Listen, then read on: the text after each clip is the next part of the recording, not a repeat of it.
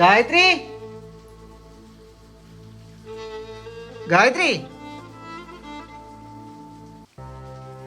പെട്ടെന്നൊന്ന് വാ, നമുക്ക് റീൽ ചെയ്യേണ്ട സമയമായി. ഗായത്രി,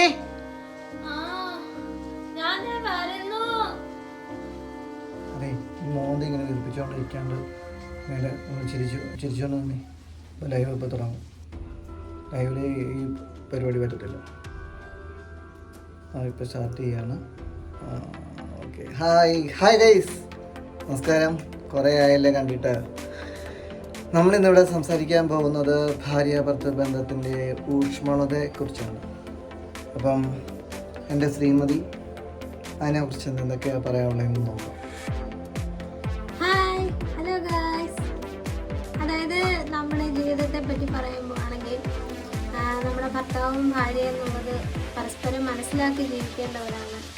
അതുപോലെ തന്നെ എല്ലാ കാര്യത്തിനും ഒത്തൊരുമ ഉണ്ടാകണം. ഇപ്പം ചിലയിടങ്ങളിൽ കണ്ടിട്ടില്ലേ, ഭർത്താവ് പിന്നെ കൂടെ നിന്ന് ഭാര്യയെ സഹായിക്കുക, അതൊക്കെ കാണുമ്പോൾ നമുക്കുണ്ടാകുന്ന സന്തോഷമില്ലേ, അതൊക്കെ എല്ലാ ഫാമിലിയായിട്ടൊരു സന്തോഷമായിട്ടുള്ള നമുക്കൊരു ജീവിതമല്ലേ ഉള്ളൂ. അതൊക്കെ നമ്മൾ ആസ്വദിച്ചു. അതെ, തീർച്ചയായിട്ടും നമ്മൾ എന്ത് ജോലിയാണെന്നുണ്ടെങ്കിലും, ഇപ്പം വീട്ടു ജോലിയാണെങ്കിൽ പോലും അത് ഭാര്യയെ സഹായിക്കുക എന്നുള്ളത് ഒരു ഭർത്താവിൻ്റെ കടമയായിട്ട് തന്നെ കരുതുക. അതിന് എന്താ പറയുക, അതിന് നമ്മൾ വലിയ ആളാണ്, വലിയ ജോലിക്കാരനാണ് അങ്ങനെയുള്ള ചിന്താഗതിയൊന്നും വേണ്ട. നമ്മൾ പരസ്പരം ഹെൽപ്പ് ചെയ്ത് മുന്നോട്ട് പോവുക, പരസ്പരം സ്നേഹിച്ച്. വഴക്കുകളൊക്കെ ജീവിതത്തിൽ സാധാരണമായിരിക്കാം, പക്ഷേ അതൊക്കെ പറഞ്ഞ് മനസ്സിലാക്കി, പരസ്പരം പറഞ്ഞ് മനസ്സിലാക്കി മുന്നോട്ട് പോവുക. Okay, thank you. എന്താ ഇങ്ങനെ ദേഷ്യപ്പെട്ട് നോക്കുന്നേ? നിങ്ങൾ പലതവണ പറഞ്ഞിട്ടുണ്ട് ലൈവ് വരുന്ന സമയത്ത് ഇമ്മാതിരി മോനെ കൊണ്ട് വരരുതെന്ന്.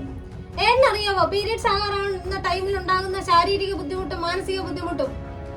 പിന്നെ നീ മാത്രമല്ല ഒരു പെണ്ണ്, ബാക്കിയുള്ളവർക്ക് പീരിയഡ്സും കാര്യങ്ങളൊന്നും ഇല്ലായിരിക്കും. അത് അനുഭവിച്ചവർക്ക് മാത്രമേ അറിയൂ. അതിനെ ഒരു പെണ്ണായിട്ട് ജനിക്കണം. പിന്നെ ഒന്ന് പോടി, നിന്റെ ഈ വേദന അറിയാൻ രണ്ടാമത് ഞാനൊരു പെണ്ണായിട്ട് ജനിക്കണമായിരിക്കും.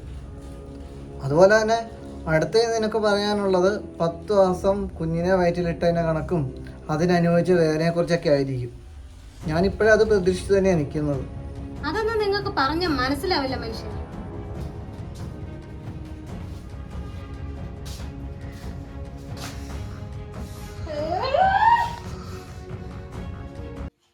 ഏട്ടാ, എന്നെ ഒന്ന് സഹായിക്കേട്ടാ, എനിക്ക് വയ്യാണ്ടിരിക്കല്ലേ.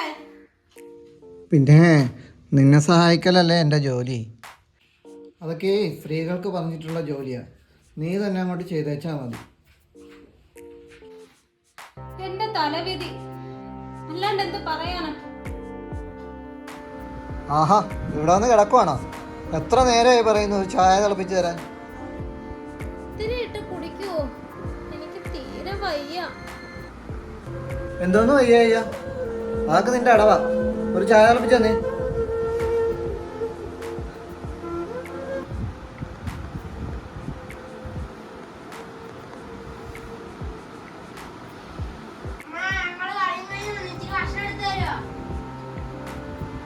അച്ഛനില്ലേ മക്കളെ, ഒന്ന് പറയുവോ?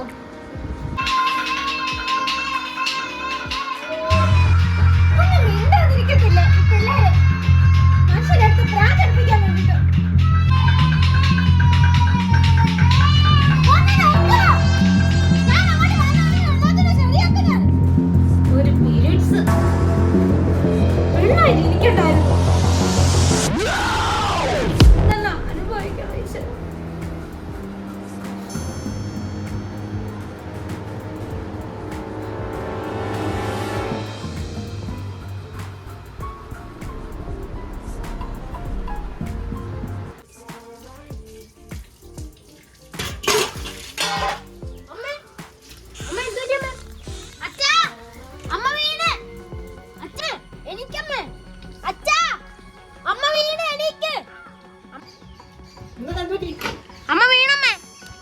ഇപ്പോൾ കുറച്ച് വെള്ളം എടുത്തിട്ട് വന്നേ പെട്ടെന്ന്.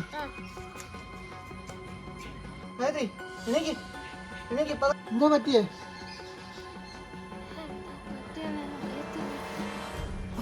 എണീക്ക്. ഒന്നുമില്ല. ഈ വെള്ളം അങ്ങോട്ട് കുടിക്കുക.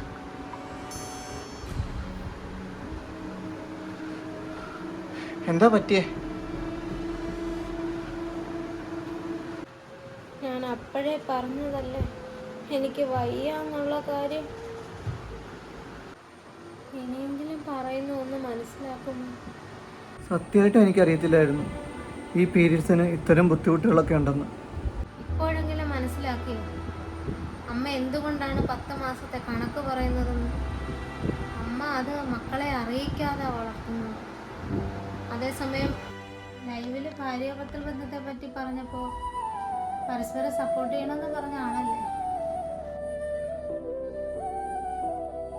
ഒരു ഭാര്യയുടെ മാനസികവും ശാരീരിക ബുദ്ധിമുട്ടുകളും മനസ്സിലാക്കി കൂടെ നിന്ന് സപ്പോർട്ട് ചെയ്യുന്ന ഒരാളാകണം പങ്കാളി.